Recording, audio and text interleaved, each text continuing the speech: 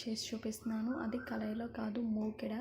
ఇది మూకెడ అంటారండి, కొత్తగా లేటెస్ట్గా వస్తుంది.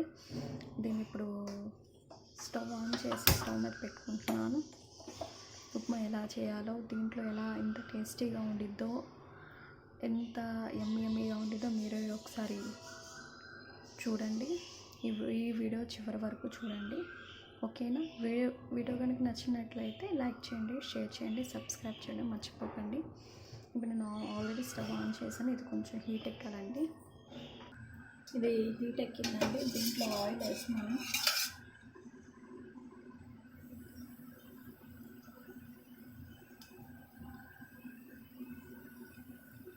వన్ అండ్ హాఫ్ స్పూన్ వేసానండి దీంట్లో ఆయిల్.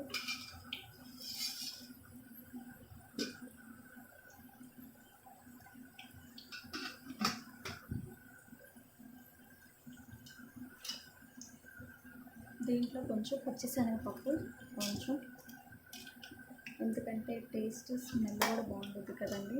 ఇవన్నీ వేసుకుంటేనే కదా అన్ని ఉప్మా రుచిగా ఉండేది. అలాగే తాలింపులు,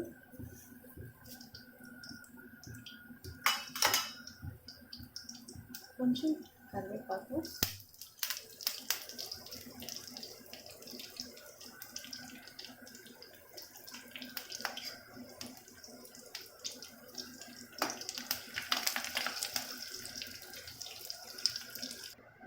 అలాగే ఒకటి ఎండుమిర్చి వేస్తున్నాను.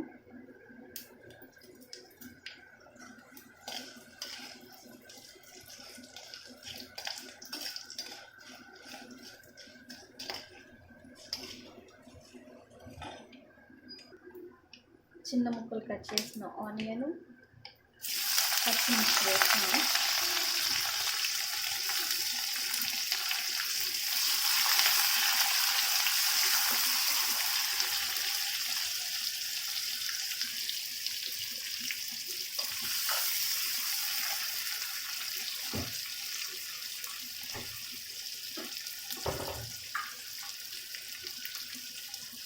దీంట్లో కొంచెం సాల్ట్,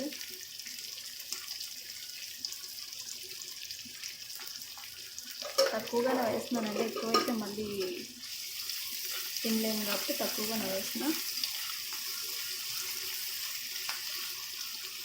ఇది కొంచెం మగ్గాలి.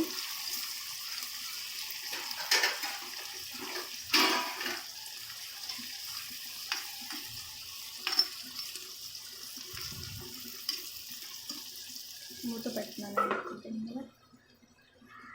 ఇది ఎంతవరకు వచ్చిందో చూద్దామండి. ఓకే, ఆల్మోస్ట్ వేగిందండి. దీంట్లో ఇప్పుడు వాటర్ పోస్తున్నాను.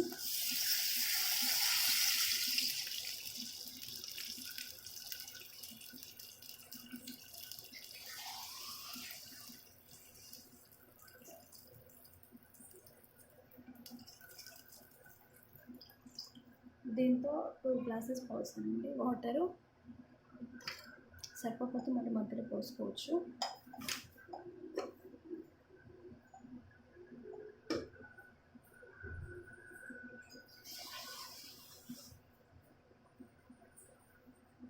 వాటర్ మరిగిన తర్వాత ఉప్మా వేద్దామండి. వాటర్ మరుగుతున్నాయండి. దీంట్లో కొంచెం పసుపు వేస్తున్నాను.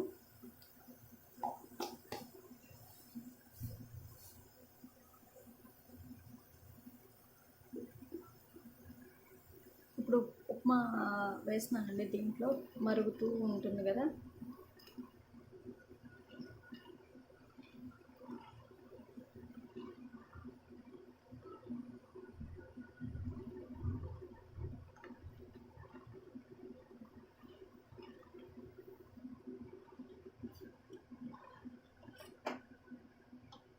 ఈ వాటర్ అంతా ఇంకిపోవాలండి. ఉండలు లేకుండా నిదానంగా కలపాలి. వేసినప్పుడు చాలా నిదానంగా వేయాలన్నమాట. నేను ఒక హాఫ్ డబ్బా వేసాను. వాటర్ అంతా మరిగా ఇదంతా దగ్గరికి రావాలన్నమాట. ఉండలు లేకుండా చూసుకోవాలి. ఇదంతా దగ్గర అయ్యేసరికి ఒక 5-6 మినిట్స్ పడుతుందండి.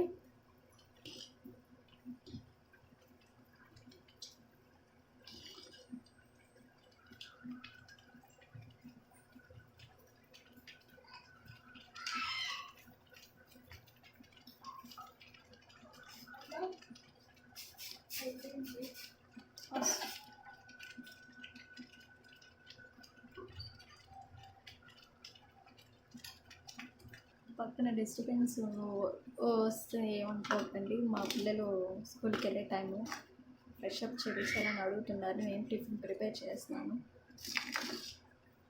చూసారా, యమ్మీ యమ్మీగా ఉంది.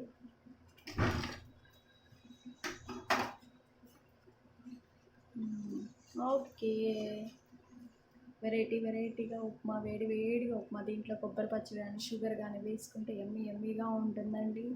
మీరు కూడా ఒకసారి దీన్ని ట్రై చేయండి.